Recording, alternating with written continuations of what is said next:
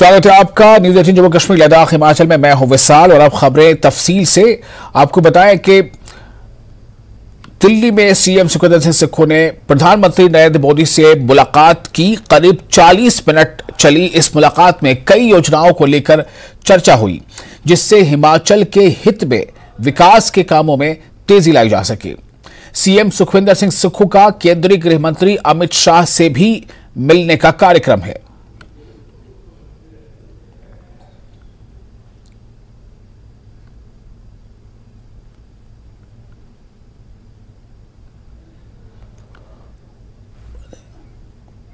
और पीएम मोदी से मुलाकात के बाद सीएम सुखविंदर सिंह सुक्खू से न्यूज 18 ने कई सवाल पूछे और इस शिष्टाचार मुलाकात को लेकर जानकारी ली। इस दौरान सीएम सुक्खू ने बताया कि पीएम मोदी ने भरोसा दिया है कि वो केंद्र की ओर से हिमाचल के विकास में हर संभव मदद करेंगे। साथ ही उन्होंने हिमाचल को लेकर जितेंद्र सिंह से मुलाकात की भी बात कही है। वहीं हमने बताया कि वो हम सत्ता के लिए नहीं, व्यवस्था परिवर्तन के लिए आए हैं, ऐसा सुखविंदर सिंह सुक्खू का कहना था। हिमाचल के मुख्यमंत्री सुखविंदर सिंह सुक्खू ने देश के प्रधानमंत्री नरेंद्र मोदी से मुलाकात की है। ये मुलाकात शिष्टाचार मुलाकात है, मगर राजनीतिक सलाहकार कह रहे हैं कि मदद की जरूरत है, केंद्र की और सहयोग की आवश्यकता है। ये तमाम मुद्दों पर भी आज चर्चा हुई है। सर, आपने क्या किन मुद्दों पर बातचीत की आज? देखिए, मुख्यमंत्री बनने के बाद एक शिष्टाचार मुलाकात थी। प्रधानमंत्री मोदी जी से तकरीबन 40 मिनट की बातचीत हुई। हिमाचल के विकास और प्रगति के संबंध में विकास हुई। उन्होंने अपनी कुछ योजनाओं का हवाला दिया। गति शक्ति योजना है, पर्वतमाला योजना है, जिस पर कार्य नहीं हुआ है। तो हमारी सरकार ने कहा कि ये तो हिमाचल के हित में है, तो हम उस कार्य को और तेजी से भी आगे करेंगे। निश्चित तौर पर जब कोई मुख्यमंत्री बनते हैं तो देश के प्रधानमंत्री से मुलाकात करने का एक दायित्व बनता है। धनराशि की कमी है, सहयोग की आवश्यकता है, तो केंद्र का सहयोग रहेगा तभी जो धन की जो कमी है, हिमाचल जो जूझ रहा है समस्या से, उससे निजात पा पाएगा। तो उसको लेकर कोई बातचीत हुई है या आने वाले समय में बातचीत होगी? नहीं, माननीय प्रधानमंत्री जी ने कहा कि हमारा पूरा सहयोग हिमाचल प्रदेश को रहेगा। हिमाचल प्रगति करे। हिमाचल में मेरा घर है, मैं अपना घर मानता हूं, और जिस भी दृष्टिकोण से हिमाचल को कोई ज़रूरत होगी, हम उस दृष्टिकोण को मनाते हुए हिमाचल की मदद करेंगे। बजट को लेकर कुछ तैयारी चल रही है, क्योंकि पहले हिमाचल में भाजपा की सरकार थी तो बजट को लेकर जो भी वो फंड मांगते थे मिल जाता था। ऐसे में आपने भी कुछ ब्यौरा तैयार किया होगा, उसको लेकर क्या बातचीत आगे आप करने वाले हैं? नहीं, हिमाचल प्रदेश का जो बजट है, हमने पहले ही कहा कि हम सत्ता के लिए नहीं आए हैं, व्यवस्था परिवर्तन के लिए आए हैं। हमारे बजट में वो व्यवस्था परिवर्तन आपको नजर आएगी। बहुत बहुत धन्यवाद। धन्यवाद से बातचीत करने के लिए। तो ये थे हिमाचल के मुख्यमंत्री सुखविंदर सिंह सुक्खू, जिन्होंने देश के प्रधानमंत्री नरेंद्र मोदी से मुलाकात की। आपको बता दें कि इससे पहले उन्होंने मुलाकात का समय मांगा था, मुलाकात का समय टल गया था, जो कि उनकी कोविड रिपोर्ट पॉजिटिव आई थी, मगर स्वास्थ्य अब ठीक है और उन्होंने आज मुलाकात की। और हिमाचल के राजनीतिक दृष्टिकोण से देखें तो कई अहम मुद्दों पर आज प्रधानमंत्री के साथ हिमाचल के मुख्यमंत्री ने चर्चा की। नई दिल्ली से कैमरामैन प्रकाश गुप्ता के साथ मैं रवि मिश्रा, न्यूज 18। और हिमाचल के मुख्यमंत्री सुखविंदर सिंह सुक्खू ने केंद्रीय मंत्री जितेंद्र सिंह से भी मुलाकात की। यह मुलाकात जितेंद्र सिंह के निवास स्थान 4 कुशक रोड पर हुई है।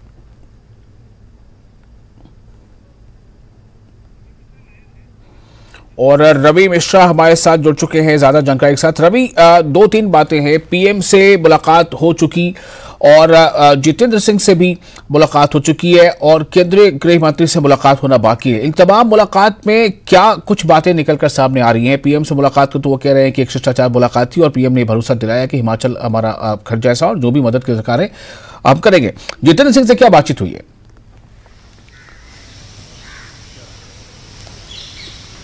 बिल्कुल, देखिए, साफ तौर पे बतौर हिमाचल की कमान संभालने के बाद मुख्यमंत्री सुखविंदर सिंह सुक्खू की एक औपचारिक तौर पे शिष्टाचार रूप से प्रधानमंत्री से मिलने का जो समय पिछली बार मांगा गया था, मगर कोविड रिपोर्ट पॉजिटिव आने के कारण वो मुलाकात टल गई थी। तो वो मुलाकात आज संभव हो पाई है, शिष्टाचार मुलाकात हुई। मगर साफ तौर पर बात करें हिमाचल के राजनीतिक दृष्टिकोण से तो कई अहम मुद्दों पर चर्चा हुई। जो योजनाएं हिमाचल में केंद्र सरकार की चल रही हैं, उन योजनाओं के बारे में बात हुई। जैसा कि मुख्यमंत्री हिमाचल ने साफ तौर पे बताया कि जो अच्छी योजनाएं हैं, जो हिमाचल की जनता और उसके विकास के हित में हैं, वो उन योजनाओं पे काम किया जाएगा, उन योजनाओं पे फोकस किया जाएगा। वहीं जिस तरीके से हिमाचल जो फंड की कमी से जूझ रहा है, क्या वो समस्या का निजात हो पाएगा? क्या केंद्र का सपोर्ट और सहयोग मिलेगा हिमाचल को? ये एक महत्वपूर्ण मुलाकात होते हुए नजर आई। उसके बाद बात करें तो जितेंद्र सिंह केंद्र मंत्री हैं, MOS हैं, उनसे मुलाकात हुई। पूर्वोत्तर का उनके पास जो जिम्मेदारी है, साइंस एंड टेक्नोलॉजी और स्पेस के जो मिनिस्टर हैं, तमाम मुद्दे पर उनसे बातचीत हुई। हिमाचल एक पहाड़ी इलाका है, जिस तरीके से मौसम में वहाँ बदलाव होते रहते हैं, कई योजनाएं हैं, प्लान्स हैं जो आने वाले समय में वहाँ चलेंगी, उसको लेकर बातचीत हुई है। और उसके अलावा बात करें तो तकरीबन 3 बजे गृह मंत्री अमित शाह से मुलाकात होने वाली है। ये मुलाकात कृष्णा मेनन पर, जो कि अमित शाह की जो निवास स्थान है, वहां पर ये मुलाकात होगी। तकरीबन 3 बजे मुलाकात का समय निर्धारित किया गया है, जिसके तमाम हिमाचल के मुद्दों को लेकर बात होगी। और वही ना वही केंद्र का जो सहयोग है उसको लेकर जरूर बातचीत होगी कि केंद्र का सहयोग हिमाचल की गवर्नमेंट को मिले, तभी आने वाले समय में हिमाचल में जो ये सरकार है और अच्छी तरीके से काम जमीनी लेवल पर कर पाएगी। आपको बता दूं कि मुलाकात काफी अहम है। इस मुलाकात के बाद हिमाचल के मुख्यमंत्री वापस हिमाचल के लिए पहुंच जाएंगे, क्योंकि कल हिमाचल डे है, उसमें कई कार्यक्रम है जिनमें मुख्यमंत्री को हिस्सा लेना है। जी रवि, बहुत शुक्रिया। तो क्या आज ही अमित शाह से मुलाकात हो जाएगी? क्या समय तय हो गया इसके लिए?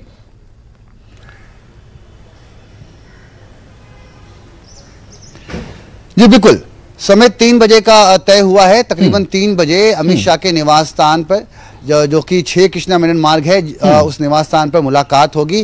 और बता दें कि कई ऐसे अहम मुद्दे हैं जो कि अमित शाह से मुलाकात होगी, और मुलाकात के बाद ही तय हो पाएगा कि हिमाचल के मुख्यमंत्री और गृह मंत्री के दरमियान क्या कुछ रहा, किन मुद्दों पर चर्चा विचार विमर्श किया गया। बहुत शुक्रिया आपका रवि, तमाम जानकारी के लिए। तो सुखविंदर सिंह सुक्खू सीएम बनने के बाद जो उनकी एक पहली औपचारिक मुलाकात हो सकती है पीएम से, वो आज मुलाकात पूरी हो गई है। और सुखविंदर सिंह सुक्खू जो सीएम है हिमाचल को, उन्होंने सीधे तौर पर कहा है कि पीएम ने आश्वासन दिया है हिमाचल के विकास के लिए, जहां कहीं भी किसी मदद की जरूरत केंद्र की होगी तो वो मदद की जाएगी। खबरों में आगे बढ़ेंगे, कुछ और अहम खबरें हैं। सीमेंट प्लांट में सुलह की कोशिश जो है वो लगातार जारी है। विवाद सुलझाने में सरकार जुटी है। इसी बीच खबर है कि उद्योग मंत्री हर्षवर्धन चौहान का एक बयान आया है। उस बयान में उन्होंने कहा है कि बीच का रास्ता निकालने की कोशिश की जा रही है। साथ ही भाजपा विधायक त्रिलोक जम्वाल से भी मदद मांगी गई है, और या ये कह रहे हैं कि इस विवाद को सुलझाने में उनका सहयोग मांगा गया है। 26 जनवरी के बाद अब बातचीत होगी, ये खबर आई है। हर्षवर्धन सिंह जो भाजपा के जिन्होंने भाजपा से ये कहा है कि भाजपा के जो विधायक है जम्वाल, उनकी भी हमें सहायता पड़ सकती है, जरूरत पड़ सकती है। तो उद्योग मंत्री हर्षवर्धन सिंह, और उनका ये कहना है कि इसमें लगातार हम जो है सरकार तौर पर प्रयास कर रहे हैं और बीच का रास्ता निकालने की कोशिश होगी। अगली जो बैठक होनी है वो 26 जनवरी के बाद होगी। आपने सीमेंट प्लांट को बगैर हिमाचल सरकार को इन्फॉर्म किए आपने उसको बंद किया है, और ऐसा नहीं करना चाहिए था उनको। जब निगोशिएशन चलती है और बातचीत होने के बाद अगर वो आपस में मसला नहीं सुलझता तो उसके बाद वो जो भी चाहे वो कर सकते थे, मगर उन्होंने ऐसा नहीं किया है। और मैंने स्पष्ट शब्दों में कहा है कि स्थानीय लोगों की भावनाओं की आपको कदर करनी पड़ेगी, और उनके साथ लिए बिना भी आपका सीमेंट प्लांट नहीं चलेगा। बहुत गंभीर मसला है और सरकार बहुत चिंतित है, और मुख्यमंत्री जी ने भी मुझे इसमें डिप्यूट भी किया है कि भाई आप इसमें समाधान को सुलझाएं। मैंने भी सभी पक्षों से कई बार बात की है। शिमला में मुख्य संसदीय सचिव सुंदर सिंह ठाकुर ने कहा है कि उन्हें वन, ऊर्जा, पर्यटन और परिवहन विभाग की अहम जिम्मेदारी दी गई है, और अब सरकार ऊर्जा क्षेत्र में ओपन पॉलिसी लेकर आएगी, जिसके तहत जल्द ही औपचारिकता पूरी कर निवेशक बुलाए जाएंगे। सरकार जल्द ही 300 यूनिट बिजली मुफ्त का वादा पूरा करने में जुटी हुई है। साथ ही नेचर, एडवेंचर, रिलीजियस, फॉरेस्ट और वीकेंड टूरिज्म बढ़ाने पर सरकार का जोर है। पिछले 5 साल निराशा भरे रहे, ऐसा उन्होंने कहा, लेकिन उन्होंने कहा है कि अब योजनाएं धरातल पर उतरेंगी, और इसमें सड़क परियोजना, हेलीपोर्ट निर्माण, रोपवे निर्माण भी शामिल है।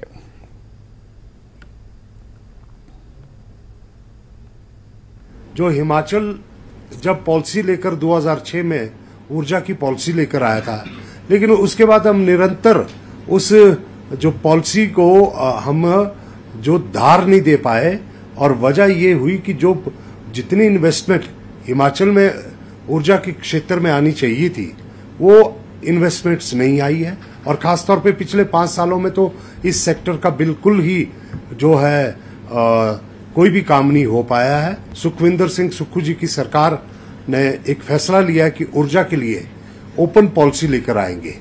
ऊर्जा, पर्यटन हो या एग्रीकल्चर हो या ये अपना मेडिकल टूरिज्म हो, बड़े सारे क्षेत्र में वो ओपन पॉलिसी लेकर आ रहे हैं। बाकी सरकार वचनबद्ध है कि सरकार ने 300 यूनिट मुफ्त बिजली की बात कही है, इसके ऊपर भी प्रेजेंटेशंस आ गई है और इस पे भी सरकार आगे बढ़ रही है। मैं ये ऊर्जा के क्षेत्र में तो अभी मैं यही कहना चाहूंगा। और राज्य स्तरीय पूर्ण राज्यत्व दिवस का आयोजन इस बार हमीरपुर में 25 जनवरी यानी कल किया जाएगा। इस मौके पर बतौर मुख्य अतिथि मुख्यमंत्री सुखविंदर सिंह सुक्खू मौजूद रहेंगे। साथ ही सभी मंत्रियों, सीपीएस और विधायकों को भी सीएम ने समारोह में शामिल होने के निर्देश दिए हैं, जिससे एकजुटता का संदेश जनता के बीच जाए। हमीरपुर प्रशासन कार्यक्रम की तैयारियों में जुटा हुआ है। कार्यक्रम की शुरुआत में मुख्यमंत्री सुक्खू बाल स्कूल खेल मैदान में परेड की सलामी लेंगे और जनता को संबोधित करेंगे। सरकार बनने के बाद ये सीएम सुक्खू का पहला हमीरपुर दौरा है। राज्य स्तरीय पूर्ण राज्यत्व दिवस इस बार हमीरपुर के बॉयज स्कूल के मैदान में 25 जनवरी को मनाया जाएगा। इस वक्त हम बाल स्कूल खेल मैदान में मौजूद हैं। किस तरह की रिहर्सल की जा रही, तैयारी की जा रही, पहले आपको दिखाएंगे कि किस तरह से जो राज्य स्तरीय कार्यक्रम है उसके लिए बाकायदा रिहर्सल की जा रही है। रोजाना पूरा दिन भर यहाँ पे पुलिस, होमगार्ड और एनसीसी के अलावा जो होमगार्ड की टुकड़ी है उनके द्वारा यहाँ पे रिहर्सल की जा रही है, ताकि जो 25 जनवरी के दिन यहाँ पे कार्यक्रम होगा और मुख्यमंत्री सुखविंदर सिंह सुक्खू बतौर मुख्य अतिथि शिरकत करेंगे राज्य स्तरीय पूर्ण राज्यत्व दिवस के मौके पर, तो वो कार्यक्रम बहुत बढ़िया होना चाहिए। इसके लिए पूरी जिला प्रशासन के द्वारा एक कोशिश की जा रही है। आपको हम दिखा रहे हैं कि जो बाल स्कूल का खेल मैदान है, यहाँ पे जो पूरी जो टुकड़ियाँ हैं उनके द्वारा रिहर्सल की जा रही है कि जिस दिन प्रोग्राम है उसको सफल बनाया जाए। आप देख सकते हैं कि जो खुली जीप है, जिस जीप में मुख्यमंत्री सुखविंदर सिंह सुक्खू को बिठाकर जो परेड की निरीक्षण किया जाएगा, वो भी रिहर्सल सही ढंग से की जा रही है। और इसके अलावा जो बाकी जो यहाँ पे सीटिंग प्लान है उसको भी अंतिम रूप दिया जा रहा है। आप देख रहे हैं कि मेरे जो पीछे पंडाल है, यहाँ पे बैठने की व्यवस्था की जाएगी। यहाँ पे सामने मुख्य अतिथि बैठेंगे, इसके साथ में जो बाकी डेलीगेट्स होंगे और जो साथ में जो टेंट लगे हैं वहाँ पे जो बाकी लोग हैं, मुख्य अतिथि के अलावा जो बाहरी अगर जिलों से भी लोग यहाँ पे पहुँचेंगे, क्योंकि राज्य स्तरीय कार्यक्रम यहाँ पे किया जा रहा है। और सबसे जो बड़ी बात है कि मुख्यमंत्री सुखविंदर सिंह सुक्खू मुख्यमंत्री बनने के बाद पहली दफ़ा हमीरपुर अपने गृह जिला में पहुंचने वाले हैं, तो इसके लिए बाकायदा जिला प्रशासन पूरी तरह से तैयारियां कर रहा है कि ताकि कोई भी कमी ना रह सके। अब इंतजार है 25 जनवरी का। हमीरपुर से अपने सहयोगी अश्विनी के साथ जसवीर कुमार, न्यूज़ 18 हिमाचल। शिमला में कांग्रेस मुख्यालय राजीव भवन में शिमला ग्रामीण की आम सभा की बैठक हुई है, जिसमें लोक निर्माण एवं युवा खेल मंत्री विक्रमादित्य सिंह ने शिरकत की। इस मौके पर उन्होंने कहा कि इलेक्शन के बाद कार्यकर्ताओं से मुलाकात नहीं हो पा रही थी। उन्होंने शिमला ग्रामीण से ऐतिहासिक जीत दिलाने के लिए धन्यवाद दिया और शिमला ग्रामीण की विकास गाथा को आगे ले जाने के लिए चर्चा हुई। उन्होंने बताया कि विपक्ष में रहकर 100 करोड़ के कार्य अपने क्षेत्र में करवाए, अब नई जिम्मेदारी के साथ आगे बढ़ेंगे और मुख्यमंत्री सुखविंदर सिंह सुक्खू के नेतृत्व में रुके हुए विकास कार्यों को आगे बढ़ाएंगे।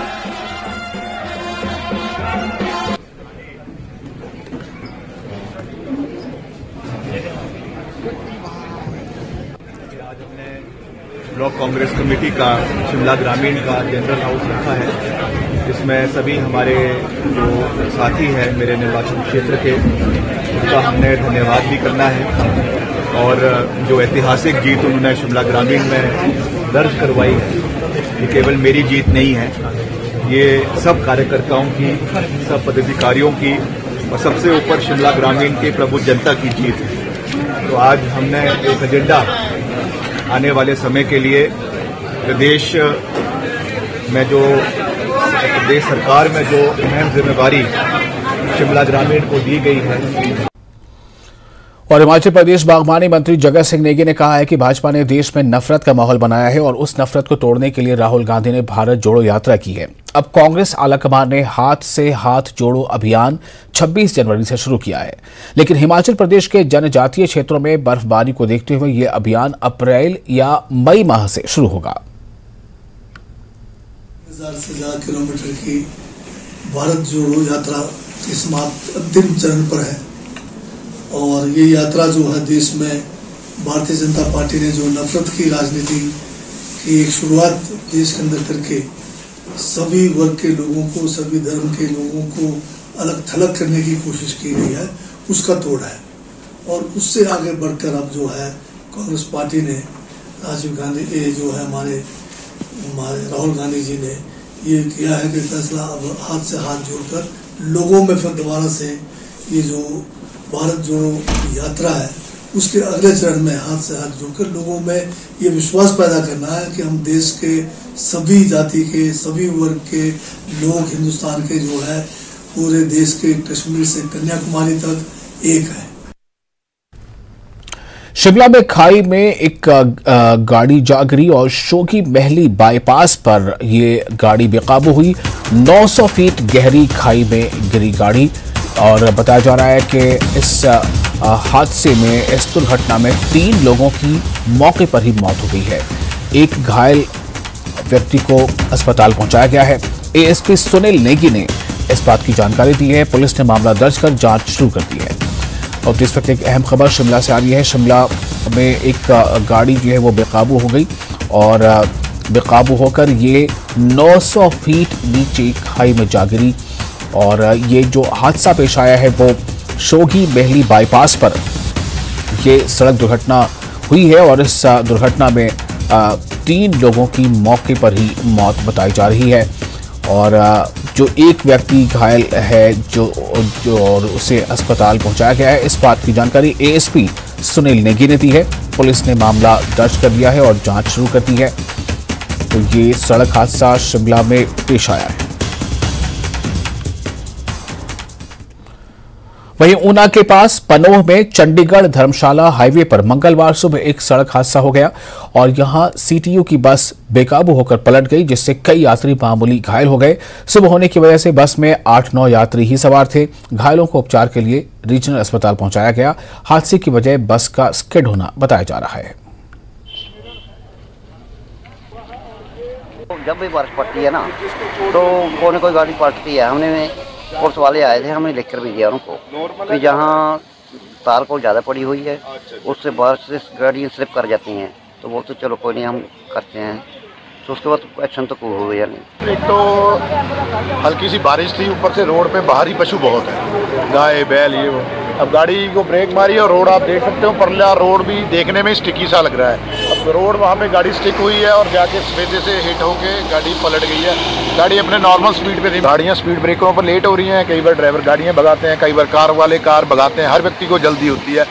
ठीक है, आप एक स्पीड लिमिटेशन फिक्स कर दीजिए, जगह जगह बैरिकेड्स लगा दीजिए, वो हल है। करीब 9:30 बजे 112 पे शिमला से एक सूचना मिली थी सदर थाना में कि एक बस जो है वो अनियंत्रित होकर पलट गई है।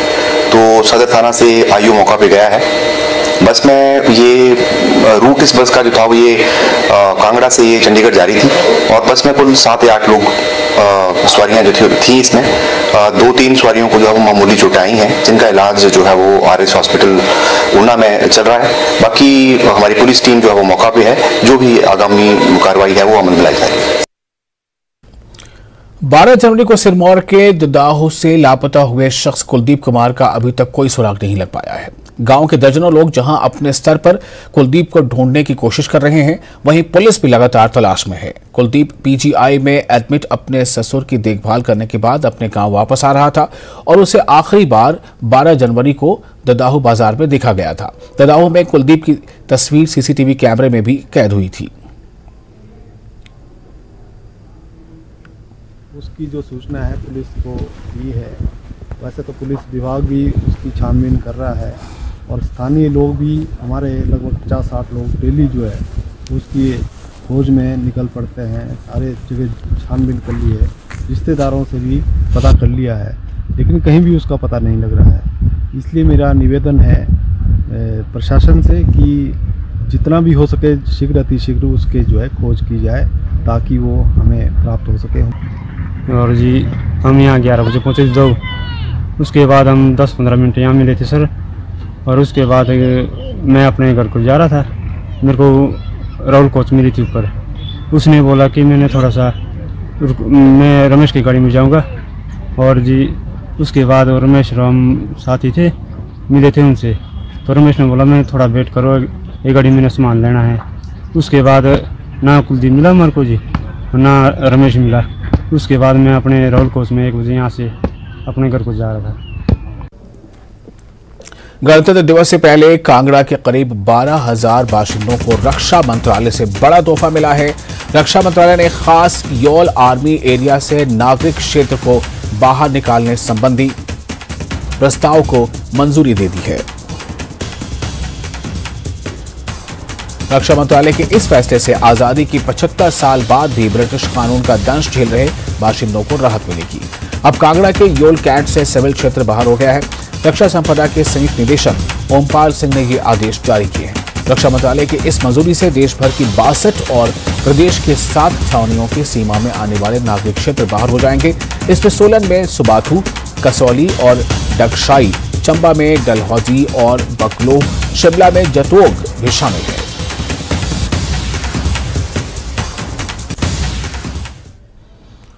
हिमाचल में हल्की बर्फबारी और बारिश के बाद तापमान में खासी गिरावट दर्ज की गई है और पूरे प्रदेश में सर्दी बढ़ गई है। मौसम विभाग ने पूरे प्रदेश में बारिश और बर्फबारी का येलो अलर्ट जारी कर रखा है। बता दें कि बर्फबारी की वजह से प्रदेश में अभी भी 223 सड़कें बंद हैं। इसके अलावा 20 बिजली ट्रांसफार्मर ठप पड़े हुए हैं। हिमाचल प्रदेश के पर्यटन नगरी मनाली में बीते दिनों हुई ताजा बर्फबारी के बाद बेशक यहां मौसम सुहावना हो गया है, लेकिन दिक्कतें अभी भी बरकरार हैं। तापमान माइनस से पहुंच चुका है, इससे जनजीवन प्रभावित है। लेकिन यहां घूमने आए सैलानी बर्फबारी का खूब आनंद ले रहे हैं और सेब के किसान भी बेहद खुश हैं। ये बर्फबारी हमारे लिए बहुत फायदेमंद है, स्थानीय लोगों के लिए भी। नहीं तो क्या होता है कि टूरिस्ट जो है स्पेशली बर्फ के लिए यहाँ आते हैं मनाली में, और यहाँ बहुत नज़दीक मिलता है बर्फ लोगों को।